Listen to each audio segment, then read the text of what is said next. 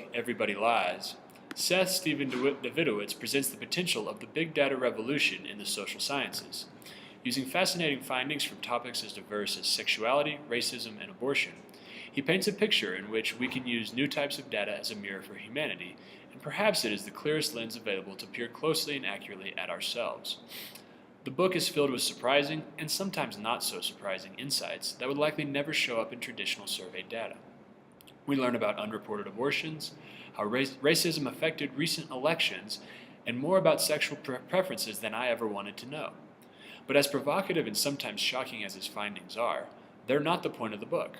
In his words, the book is more than a collection of odd facts or one-off studies, though there will be plenty of those. Because these methodologies are so new and are only going to get more powerful, I will lay out some ideas on how they work and what makes them groundbreaking, end quote.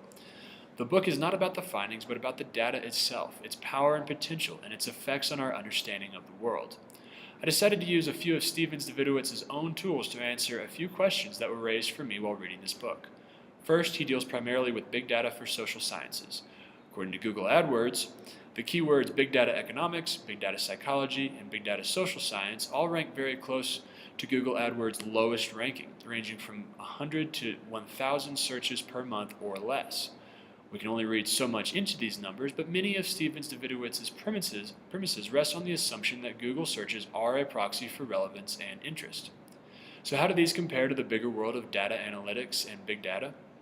According to Google AdWords, terms like big data marketing and big data business are searched for significantly more frequently, up to 10,000 searches per month for each of these two. Big data analytics is searched for up to 100,000 times per month, and the more generic big data is searched for up to 1,000,000 times each month. The next tool I turned to was Stephens-Davidowitz's original source, Google Trends. Searches for the terms big data marketing, big data business, and the more general big data have all increased more than 20-fold in the past decade or so. And what about the corresponding data for terms such as big data psychology, big data economics, or big data social science? In Google's exact words, your search doesn't have enough data to show here.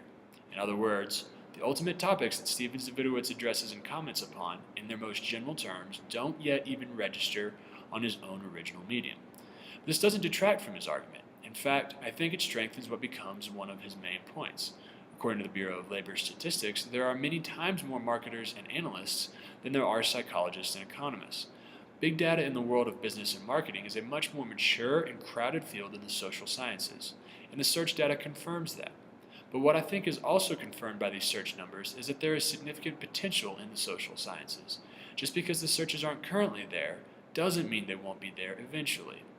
While Stephens-Davidowitz references many interesting facts and findings from his own current research, he speaks more about what could be than what currently is. He isn't documenting a revolution, he's predicting one. And all of this potential sets the stage for what is ultimately his call to action. He says that he expects that the next great social scientist will be data scientists, but I think he is implying much more than he is saying. Not only will the next big breakthroughs in the social sciences come from big data, but many of them may come from lay people. They may come from you and me. The cost of analyzing search data is minuscule compared to running traditional studies and trials, and therefore research is no longer limited to PhDs with research budgets and access to grants. The requirements, according to Stephens-Davidowitz, are actually quite minimal. After stating what I think is his primary objective in writing this book, he spells out those requirements and then follows with his call to action when he says, I hope there is some young person reading this right now who is a bit confused on what she wants to do with her life. If you have a bit of statistical skill, an abundance of creativity, and curiosity, enter the data analysis business. Everybody Lies is entertaining and enlightening on multiple levels. Not only are the findings Stephens-Davidowitz presents riveting in their own right, they lend support to the arguments he makes. They demonstrate that big data has brought about a new era for the social sciences, and that we have barely scratched the surface on the potential of the new data. Most importantly, he implores us that this data is more accessible than ever before, and that anyone can access and learn from it. Perhaps I am one of those young people he was hoping to reach. I still count as young, right? Perhaps I have a few questions that can be answered with search data. Perhaps I'll have to make some more of these videos.